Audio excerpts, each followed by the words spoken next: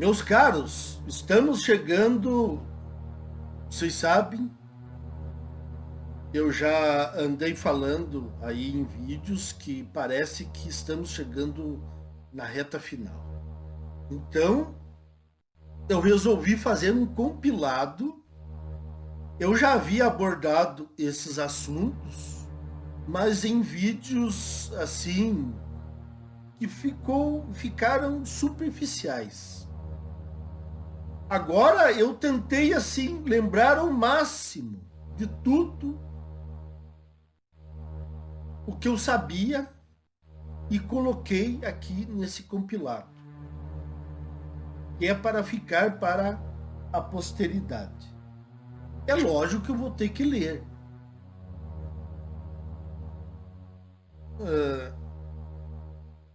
É melhor do que fazer num vídeo no improviso. Porque se fizer um vídeo no improviso, você vai acabar esquecendo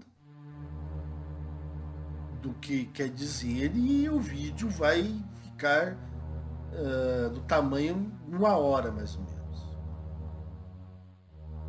Primeira coisa que devemos nos perguntar: por que um grupo de homens que perceberam que o sistema não é favorável para relacionamentos sérios conseguiu reunir desde sujeitos que se dizem conservadores, religiosos, até canais progressistas dos mais extremos? Como que foi acontecer essa quase que um meteoro? Como que foi acontecer isso, essa junção? Segunda pergunta: se somos fracassados, ressentidos, então, tecnicamente e racionalmente, não representaríamos problemas e não poderíamos ser alvos de ataques, não é mesmo? Mas nós somos. Então, alguma coisa tem de errado aí. E agora é que eu vou tentar desvendar esse mistério. Começando pelos conservadores de Araque. Conservadores 2.0. Por que a sua preocupação com nós e seus chiliques histéricos? Primeiro, porque eles próprios já estão domados pelo viés feminino.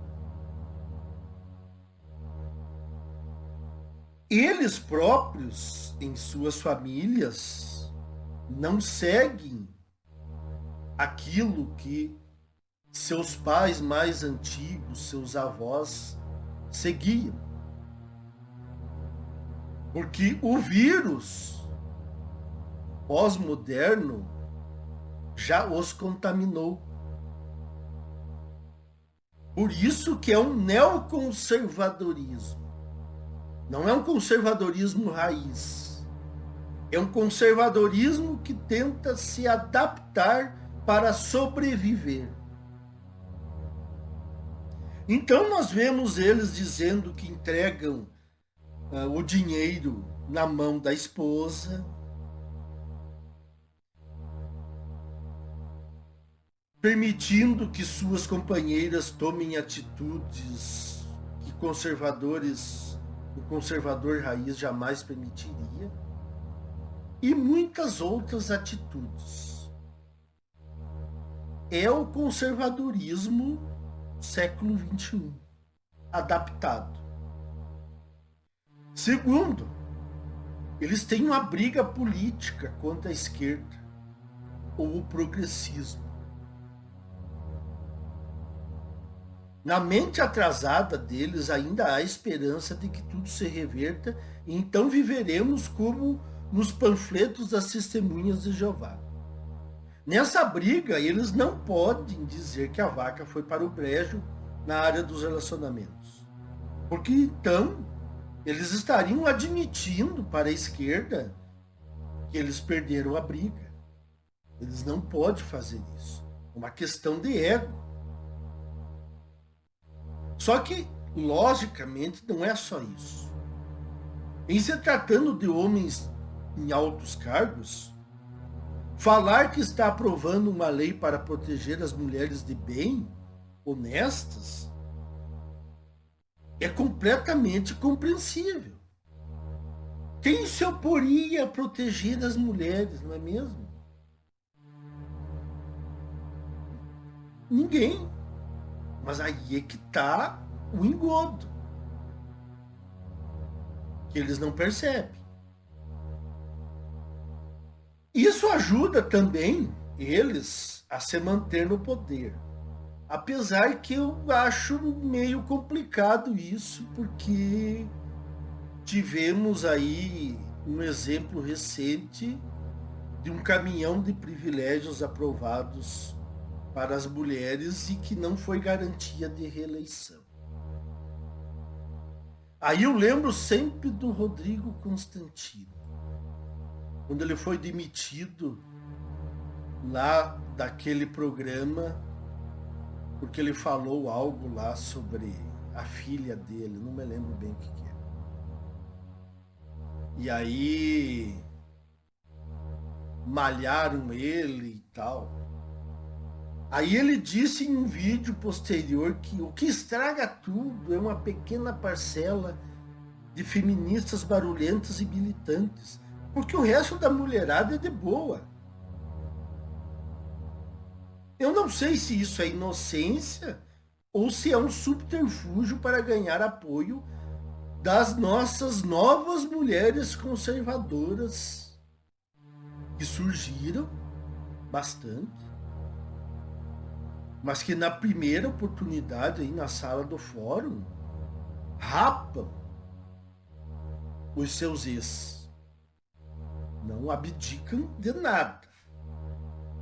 Terceiro, no pensamento deles, quanto mais homens não assumindo mulheres seriamente, não tendo filhos, seria menos homens engajados nessa briga perdida de tentar salvar o chapéu do afogado. A ressalva que trago é que eles não falam que as próprias mulheres não querem mais casar e ter filhos. Quer dizer, é medo. Então nós temos um auto-engano, nós temos medo, nós temos briga política e nós temos uma mistura também de tentar tirar algum proveito da situação. Agora passamos para a ala progressista. Por que a preocupação com nós? Eles não lutam pelos relacionamentos heterossexuais. Não lutam por ter mais filhos, por ter mais crianças. Qual seria o motivo dessa raiva mórbida? Chegam a espumar de raiva.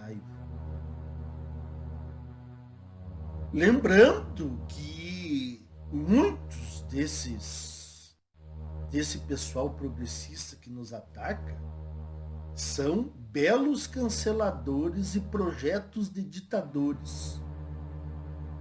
E muitos têm passados obscuros, inclusive em vídeos aqui na plataforma. Então vamos ao que eles pensam do porquê do ataque. Primeiro, porque nós combatemos e desvendamos para todos aqueles que conseguimos alcançar, que existe sim uma máquina montada em prol das mulheres para uma utópica sociedade regida por elas. Utópica porque é tecnicamente inviável acontecer isso. Segundo, nós derrubamos as falácias feministas e femininas.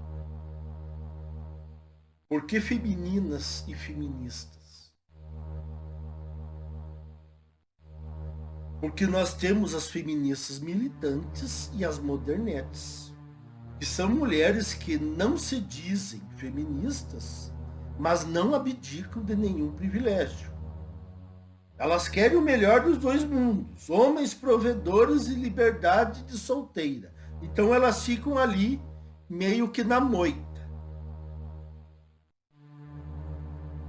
As insanidades delas já não têm o impacto que tinham antes. Milhares de homens já estão sabendo das artimanhas porque elas mesmas se entregam.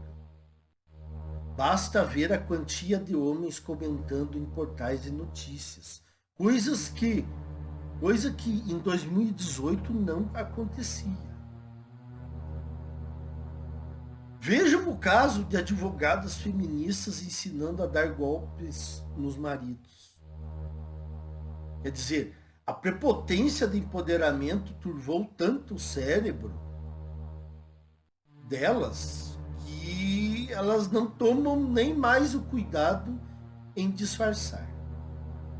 Terceiro, alguém tem que carregar o fardo dos trabalhos que as mulheres não vão querer assumir, ou então servir como auxiliador e protetor nas tarefas que elas estão engajadas, mas que não conseguem realizar. Para isso se requer homens obedientes aos ditames femininos. Homens que não querem se submeter a ter um duplo fardo não são bem vistos. E somos nós. Nós não queremos um duplo fardo.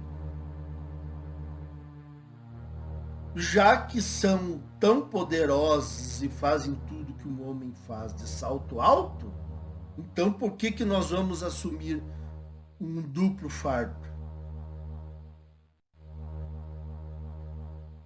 Quarto, caso a carreira delas não deslanche, os homens ainda podem servir de estepe mais adiante, salvando-as de uma vida que foi de pelo menos uns 15 anos de aventuras e emoções a mil. E agora, finalizando, nós temos duas questões que ambos os lados não se dão conta. Ou acham que pode se contornar com o tempo. Primeira questão. As mulheres não vão descer do pedestal tão cedo e estão cada vez mais tóxicas e hipergâmicas, o que fatalmente vai desencadear mais homens despertos. Segunda questão. O sistema feminista não aprendeu com o passado. Tudo que descamba para um aparato cada vez mais cerceador e brutal sempre dá errado. Você não pode apertar um torniquete infinitamente, pois o membro que você quer salvar com o torniquete, se você não frouxar de vez em quando o torniquete para passar um pouco de sangue, ele vai acabar na gangrena.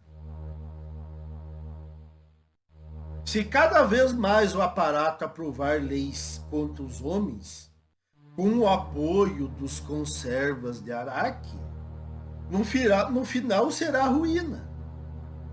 Nem mesmo o lado que está em ampla vantagem, no momento, vai poder se gabar que ganhou. Porque o que adianta dizer, ganhei em cima dos escombros? Então esses são os motivos principais deles não quererem homens despertos.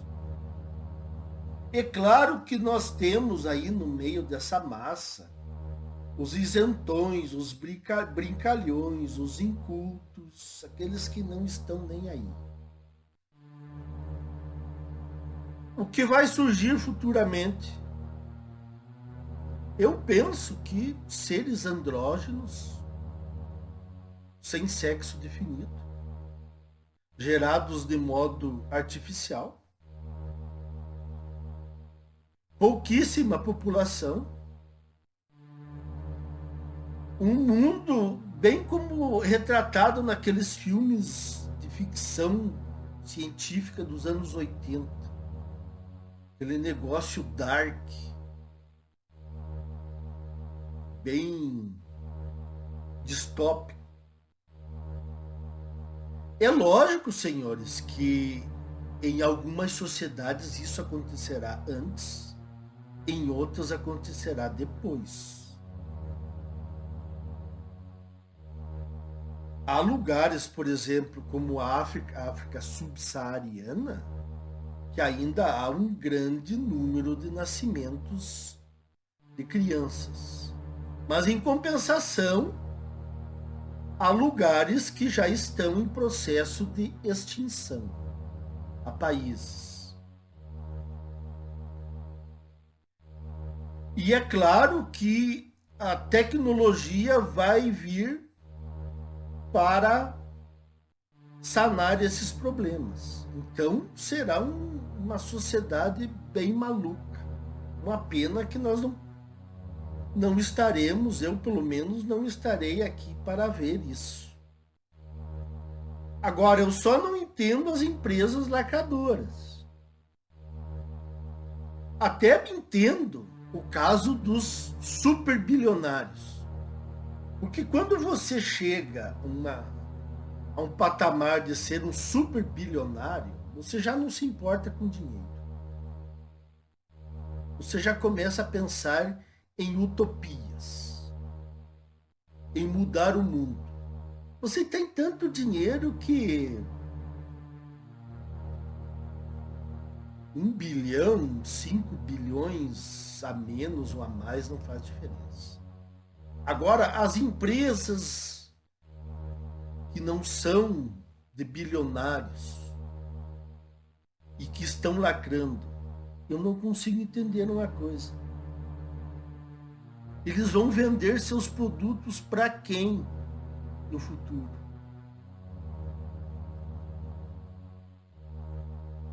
Realmente é uma pergunta que alguém aí que é dono de empresa média, que não seja uma empresa, um super conglomerado,